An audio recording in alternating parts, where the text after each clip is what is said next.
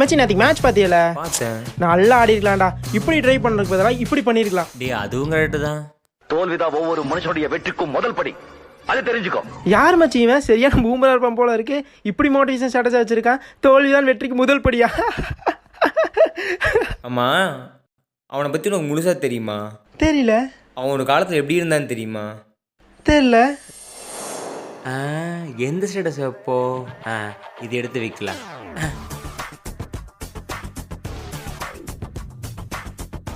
நீ வைக்கிற ஸ்டேட்டஸ்லாம் எனக்கே வைக்கிற மாதிரி இருக்குடா. இதுல சந்தேகம் என்ன? உனக்கு தான். அச்சோ, அப்படியா?